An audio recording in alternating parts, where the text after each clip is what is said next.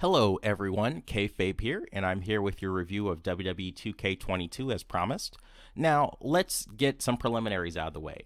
This is a non-exhaustive review of WWE 2K22. For example, I haven't played GM mode at all. For those of you who follow this channel, you know that GM mode isn't something that particularly appeals to me because my channel is largely focused around creating the creation suite and my CAW league. So I just don't have the time to do a lot of GM mode or whatever. So unfortunately, I won't be discussing GM mode, but I did play through My Rise and I played through Rey Mysterio's story, and I'm going to give you my thoughts based on that. First, I'm going to tell you some positives about the game, and then I'm going to discuss the negatives. But let me just say that overall, this game absolutely gets a pass from me. It doesn't get an A+ from me for reasons that are forthcoming, but it's very much a good game, and in my opinion, it's better than 2K19 in a number of ways. So, starting with the positives, let's start with the combo system. Now, previously in WWE games, most combos wouldn't connect fluidly because your opponent would either fall out of range of your attack mid-combo, or your attack would somehow just miss them entirely altogether due to your opponent selling would cause them to somehow miss the attack. They completely fixed that this game, and your combos now connect. It feels like a fighting game. It absolutely gets a pass from me for that reason. This was a long-standing issue with WWE 2K games, and they finally fixed it. Second, let's discuss the reversal system. Now, initially, I was hesitant about the new reversal system because it seemed rather complex, but now, after experiencing it for myself and thinking about their philosophy behind it, I've actually come to be a fan of the new reversal system. So now let me be clear. I know 2K games in and out.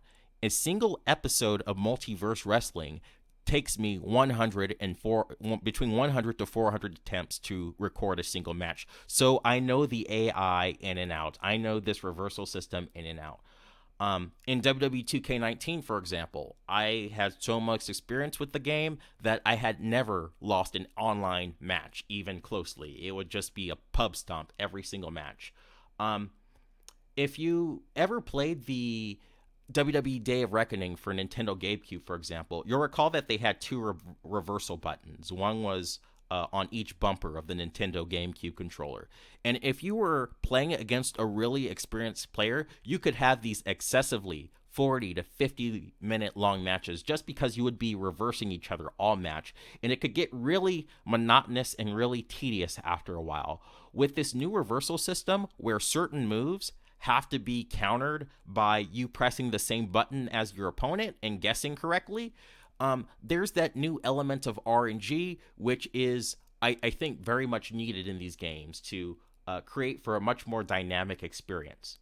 Next is the camera angles. The camera angles in this game are excellent. I went into this game being rather concerned whether or not I would get used to the new camera angles, and I transitioned seamlessly.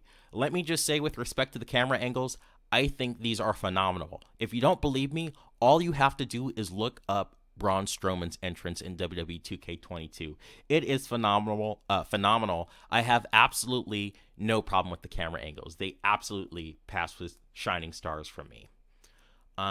Next, the graphics are wonderful. This is the best looking WWE 2K game that they have ever released. Best WWE game ever released. Now, for the longest time, it was like almost a meme that the TNA game, I think it came out in 2007 or 2008, had the best graphics, but I think that meme is now dead. WWE 2K22, the graphics blow everything out of the water. Of course, there are some issues with the hair, as always, but overall, it's phenomenal. It probably gets like an A- from me, to be honest. Next are the crowd noises. In WWE 2K20, the crowd noises were awful. The sounds didn't even loop seamlessly, but now the sounds are more seamless. The crowd is much more involved. For example, if you pin somebody and you get a 2 count, sometimes the crowd will go too sweet, and it's not always, so it doesn't become overbearing or repetitive. You got new crowd chants like too sweet, fight forever, things like that. The crowd is much more immersed. The only issue that I had with the crowd was relatively minor, and it was that during John Cena's entrance, the crowd doesn't chant, John Cena sucks. But of course, that's just me. I'm nitpicking at that point. It's really negligible. Um, the next thing, let's talk about crashes because, I played a lot of 2K20. Season 2 of Multiverse Wrestling is in 2K20, and I deal with crashes left and right. I've dealt with one crash, and I'm pretty sure it was my fault. I was in my Rise, I was on the main menu, and I was spamming Alt-Tab when I have two monitors, and the game froze on me. I had one, it froze on me, it didn't crash on me, and I'm pretty sure it's my fault because my computer doesn't like me Alt-Tabbing all the time. So, no crashes. They fixed that. Maybe somebody's experience is different, but my experience is basically no crashes. Next positive thing is the stun feature. I like the stun feature. It was present in 2K19, but now it's a little bit more fine-tuned in 2K22. I like the stun feature because it creates a way to systematically take out characters in matches like triple threat matches that you don't intend on pinning, and in multi-man matches. I think it's also good because it gives both players a little bit of a break from their controllers because the game is very much involved in terms of, button mashing or whatever. So I think the stun feature is good in terms of giving the player a little bit of a mental break. That being said, let's move to the negatives. No advanced custom entrances. That's why the game is not getting an A. Plus, we got told last minute that they're not having any advanced custom entrances. I have a CAW league where I create the most wildest characters imaginable, and I need advanced custom entrances, but they didn't do that, so you're not getting an A just for that. That is the worst thing about this game, in my opinion. Second, no block mode, which means Minecraft Steve may be leaving Multiverse Wrestling unless I can pull off something really, really clever. I wish they had told me that in advance. I liked block mode. I wish it had stuck around longer to be a long-standing feature in the game. And I wish they would tell their player base in advance whether or not they're getting rid of features like this. Third thing is more of a nitpicky thing. And I wish they had a larger soundtrack. I'm just tired of listening to Bad Bunny and Motorhead. WWE games, their soundtracks have always been relatively small, but I'd appreciate it if they could step up their music game a little bit and broaden their horizons in terms of the music they choose. Another thing that I didn't like about the game is removing moves for no freaking reason. For example, they got rid of the Divine Touch. What's the Divine Touch, you ask? Well, it was a DLC move. If you've watched Multiverse Wrestling and you watched the recent episode with Scarecrow where he injects Azrael with the Fear Toxin, that is the Divine Touch. They got rid of that move for no reason. It literally stuck around for one game. And the thing is, I like these cartoony wrestling moves. There is an audience for that, for those cartoony wrestling moves, and I am so upset that they got rid of that move. And it's also weird that it only stuck around for one game because you've had moves that have been around since the SmackDown versus, not just the SmackDown versus Raw games, since the SmackDown games. For example, the Judgment Slam, that move has been around as long as I can remember. And for the most part, they've been using the exact same animation. Yet they got rid of the Divine Touch. I don't get it. Next thing is that I'm not saying that when you Irish whip somebody, it's wonky, but that there are certain moves where the animation includes you running across the ropes. Sometimes the game has trouble tracking where to go. So, for example, there are certain moves, like a dropkick, for example, where the animation goes, you run across the ropes and you do a dropkick, or somebody will be in a corner or something and you have to run towards them. Sometimes the game just can't track where they go, and so it just drops the animation altogether. If you play, for example, Rey Mysterio's story, and you play against The Undertaker, there's this point where you're supposed to do a heavy attack to Undertaker in the corner. You're going to find that it's extremely difficult to do that heavy attack because the game can't figure out what to do. So you have to get your exact positioning right. So that's something that that needs to be buffed out. What's next? Weapon animations. Weapon animations are hella slow. It feels like it's slow motion.